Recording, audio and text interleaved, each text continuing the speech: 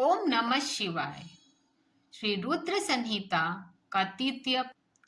नारद जी ब्रह्मा प्रभु दक्ष यज्ञ त्यागने के बाद माता सती किस प्रकार हिमालय की पुत्री बनी, उन्होंने कैसे फिर से शिव जी को पति रूप में पाया। बोले, नारद, पहले हिमालय का चरित्र सुनो। उत्तर दिशा का एक महान पर्वत है। उनके दो रूप हैं, सथावर और जंगम। वह रत्नों की खान है, पूर्व पश्चिम समुद्र तक फैला है। सिंह व्याघ्र रहते हैं, देवता ऋषि सिद्ध वहां वास करते हैं। भगवान शिव को यह बहुत प्रिय स्थान है, क्योंकि विष्णु का वहां अंश स्थित है। एक बार हिमवान ने कुल परंपरा और धर्म की वृद्धि के लिए विवाह करने की इच्छा की। तब सभी देवता और पितर हिमवान के पास आए और बोले, आपकी ज्येष्ठ पुत्री मैना बहुत मंगल रूपिणी है। आप अपना विवाह आप उनका विवाह हमारे साथ कर दें। इससे देवता का कल्याण होगा और दुख दूर होंगे। ब्रह्मा जी बोले, नारद, दक्ष की 8 कन्याओं में से एक सवधा थी। सवधा का विवाह पितरों के साथ हुआ। सवधा की 3 पानस पुत्रियां हुई, मैना, धन्या और कलावती। ये तीनों यजोनित थी, बहुत सुंदर और धर्म की मूर्ति थी। हिमालय ने मैना से विवाह किया। एक बार सवधा की तीनों पुत्रियां श्वेतपुर गई। वहां सतकुमार आदि ऋषि आए तो सब खड़े हो गए, पर ये तीनों नहीं खड़ी हुई। इससे नाराज होकर सतकुमार ने शाप दिया, तुम पृथ्वी पर जाकर मनुष्य रूप स्त्री बनो। फिर दया करके वरदान भी दिया, मैना, तुम हिमालय की पत्नी बनोगी। तुमसे जो कन्या होगी वह पार्वती कहलाएगी। धन्य, तुम राजा जनक की तुम्हारी पुत्री सीता होगी, अवतार होगा। कलावती, तुम द्वापर में देवी की बनोगी। मैना, सीता और राधा के जन्म का वरदान मिला। ब्रह्मा जी बता, आदि के शाप से मुक्त होकर 3 बहनें मैना बनी। मैना वान की पत्नी बनी और शरीर से कैलाश राजा जनक की पत्नी वृषभानु वैश्य की पत्नी बनी और गोलोक में श्री कृष्ण की प्रियतमा बनी। ब्रह्मा जी बोले, मैना की पुत्री पार्वती बहुत कठिन तपस करके शिव जी की पत्नी बनेगी। हिमवान और मैना से विवाह होने के बाद तीनों लोकों में उत्सव हुआ।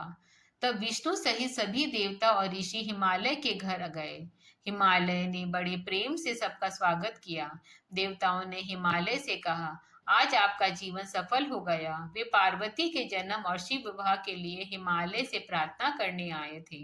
देवता हिमालय के पास आए और बोले, गिरिराज, पहले जो जगदम्बा सती दक्ष की पुत्री थी, वही अब आपके घर में प्रकट हो। उन्होंने यज्ञ में शरीर त्याग दिया था। यदि सती फिर से अपनी पुत्री बनकर प्रकट होगी तो देवताओं का महान कल्याण होगा। ये सुनकर हिमालय प्रसन्न हुए और बोले, प्रभु, ऐसा हो तो ये मेरे लिए सबसे बड़े सौभाग्य की बात है। फिर देवताओं ने हिमालय को देवी को प्रसन्न करने की विधि बताई।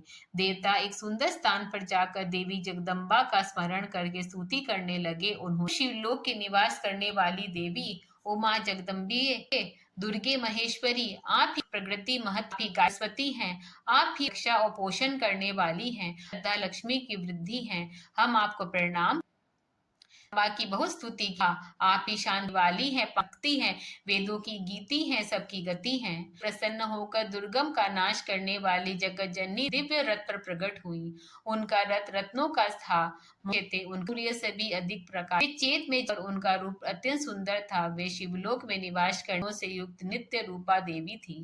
देवी सभी देवता हाथ जोड़कर खड़े ने कहा, मैं तुम सबकी प्रार्थना सुनकर प्रसन्न हूँ, वो मैं करूंगी, के दूंगी और शिव जी की विवाह करके संसार का कल्याण। इस तरह देवी ने देवताओं को आश्वासन ध्यान हो गई। तंबा से कहा, हे अंबिके महादेवी, आप पहले दक्ष की पुत्री सती की थी और रुद्रदेव की पत्नी बनी। यज्ञ के अपमान देखकर आपने शरीर त्याग दिया। आपके जाने से भगवान शिव के दुखी हैं और देवताओं का कार्य अधूरा है। इसलिए हम प्रार्थना करने की आप फिर से पृथ्वी पर हिमालय मैना फिर से शिव जी की पत्नी बनकर देवताओं और संसार का देवताओं की स्तुति सुनकर देवी बहुत प्रसन्न हुई। उन्होंने हंसकर विष्णु, ब्रह्मा और देवताओं, तुम चिंता मत करो, मैं तुम पर प्रसन्न हूँ। मैं मेनका की पुत्री लूंगी, रुद्रदेव को सुख दूंगी और उनकी पत्नी मुक्त मत है। देवी ने ये भी जी सती से वियोग के योग बनकर तप में लीन है और अब मैं अवतार लेकर उन्हें फिर से प्राप्त करूंगी। देवी ने अंतर्धान होने के बाद हिमालय और मैना ने देवताओं के कहने पर शुरू की। दोनों पति पत्नी 27 साल तक शिव शिवा का ध्यान करते रहे। मैना चित्र से शुरू करके रोज पूजा करती, अष्टमी को उपवास खीर भोग लगाती, गंगा किनारे मिट्टी की मूर्ति बना के पूजा करती। तो भक्ति से उन्होंने देवी को प्रसन्न। 23 साल बाद मैना की भक्ति से प्रसन्न होकर तो जो मंडल में प्रकट हुई। देवी बोली, मैं तपस्या से बहुत प्रसन्न हूँ, मांगो। मैना ने हाथ जोड़कर कहा, माँ आप ही मेरे घर आए। कहा, तथास्तु, मैं ही तुम्हारी पुत्री बनूंगी। वरदान से मैना के गर्भ में मेनका पार्वती का जन्म हुआ। 27 वर्ष की तपस्या के बाद देवी कालिका मैना के सामने प्रकट, हाथ जोड़कर, आज मुझे आपके प्रत्यक्ष दर्शन हुए हैं, मैं आपकी सुनूं। फिर मैना ने देवी की बहू, आप जगत के धारण करने चंडिका हैं, आप नित्य आनंद देने वाली, योग माला में सुशोभित, भक्तों को शोक करने हरने वाली, आप ही ब्रह्म विद्या जगत की योगी और आधार शक्ति हैं। आप ही अग्नि सूर्य चंद्रा की शक्ति है। माता मुझ पर प्रसन्न होइए। मैना की भक्ति भरी भासुस्ती सुनकर देवी कालिका बहुत प्रसन्न हुई। उन्होंने मैना को हृदय से लगा, मैना को तुरंत ब्रह्म ज्ञान की प्राप्ति हुई। फिर मैना प्रेम से भक्ति देवी की स्तुति करती थी। होकर मैनास को वर मांगे, पहले 100 बलवान पुत्र आयु और सिद्धि से युक्त हो, फिर मेरे एक गुणों से युक्त को आनंद दे और जित हो।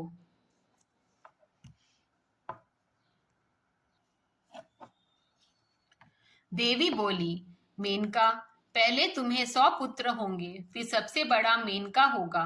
तुम्हारी भक्ति से प्रसन्न होकर मैं स्वयं तुम रूप में अवतार लूंगी। मैं रुद्र देव की पत्नी बनकर देवताओं का कार्य सिद्ध कर देवी अंतर्ध्यान हो गई।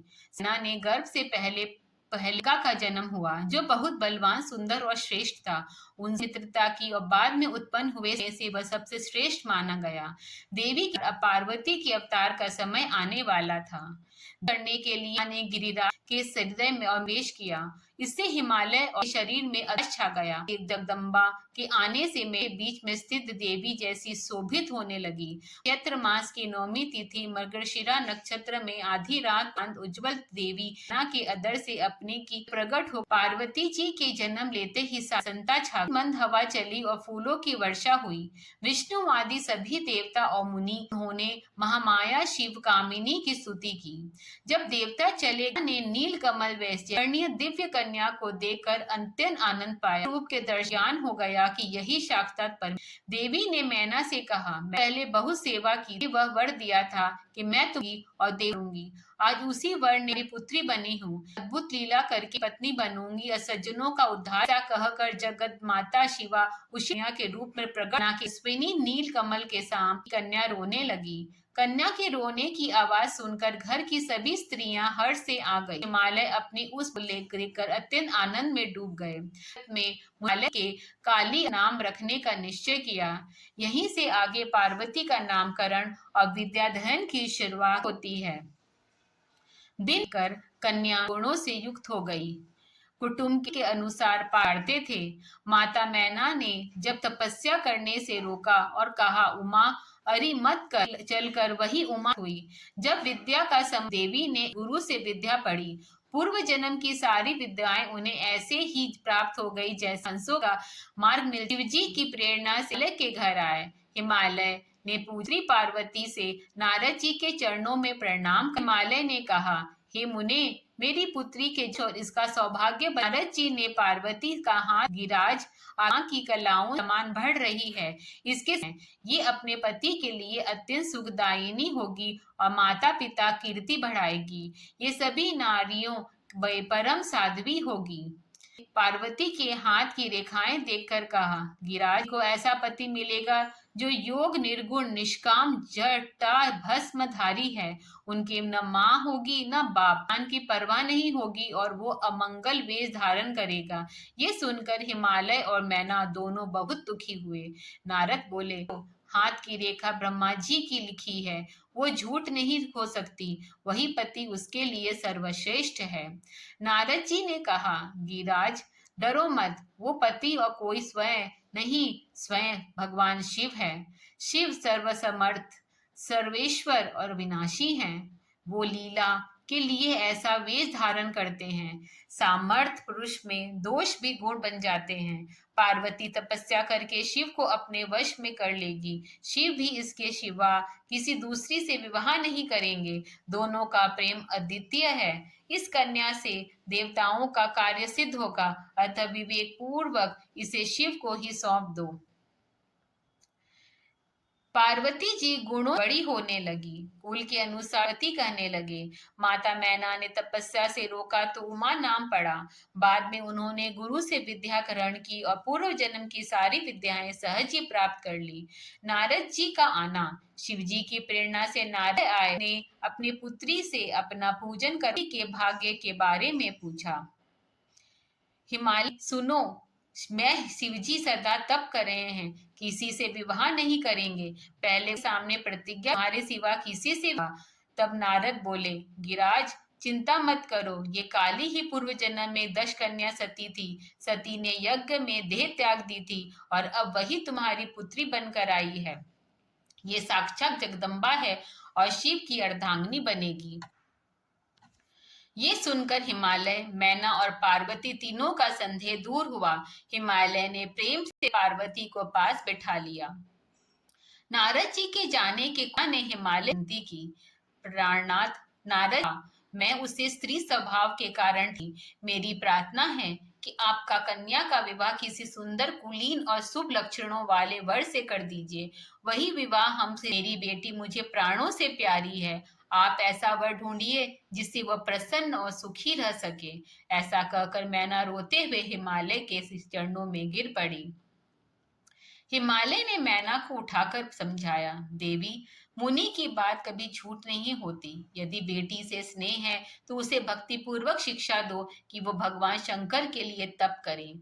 यदि शिव प्रसन्न होकर कालिका से विवाह कर लेंगे तो वह शुभ होगा। शिव के पास सभी अमंगल मंगल में बदल जाते हैं। को शिव प्राप्ति के लिए की शिक्षा।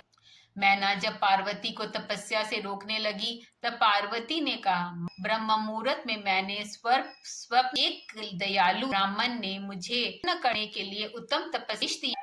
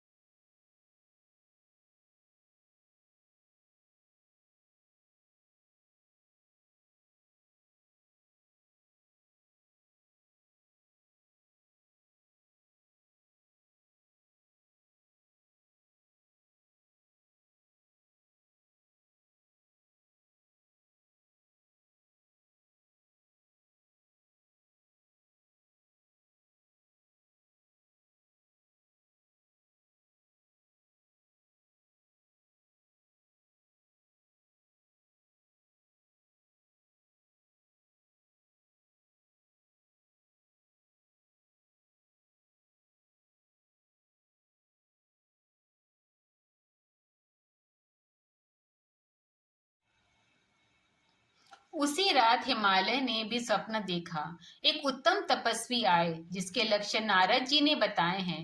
वे मेरी पुत्री के साथ मेरी नगरी में तप करने आए हैं। मुझे समझ आया कि ये स्वयं भगवान शंभु हैं। दोनों का स्वप्न सुनकर हिमालय मैना प्रसन्न हुए और उन्होंने पार्वती को तपस्या की आज्ञा दे दी। ब्रह्मा जी कहते हैं, नारद, सती के देह त्याग के बाद भगवान शिव बहुत दुखी हो गए। वे सती का स्मरण करके शोक करने लगे। प्रादार्शों के सती के गुणों का वर्णन करने लगे। फिर गृहस्थ आश्रम त्याग कर दिगंबर हो गए और उन्मत्त की तरह सब लोगों में भस भ्रमण करने लगे। सती के वियोग में दुखी होकर भक्तवत्सल शिव कैलाश पर्वत पर लौट आए और ध्यान में लीन हो गए। असंख्य वर्षों तक समाधि लगने के बाद जब भगवान शिव ने समाधि छोड़ी, तब उनके ललाट से पसीने की एक बूंद पृथ्वी पर गिरी। वो बूंद तुरंत चार भुजाओं वाले, लाल कांति वाले दिव्य तेजस्वी बालक के रूप में बदल गई। बालक शिव के तेज से डर कर रोने लगा। ये देखकर पृथ्वी देवी ने सुंदर स्त्री का रूप धारण किया और उस बालक को गोद में ले लिया। उन्होंने उसे का दूध पिलाया और प्यार से खेलने लगी। शिवजी ने प्रसन्न होकर पृथ्वी से कहा, धरणी, तुम धन्य हो। ये बालक मेरे पसीने से उत्पन्न हुआ है। ये तुम्हारे नाम में से भौम कहलाएगा। ये त्रिविध तापों से रहित, गुणवान और भूमि देने वाला होगा। ये मुझे भी सुख देगा। बाद में यही बालक बड़ा होकर काशी गया, शिव की सेवा की और मंगल ग्रह की पदवी प्राप्त की।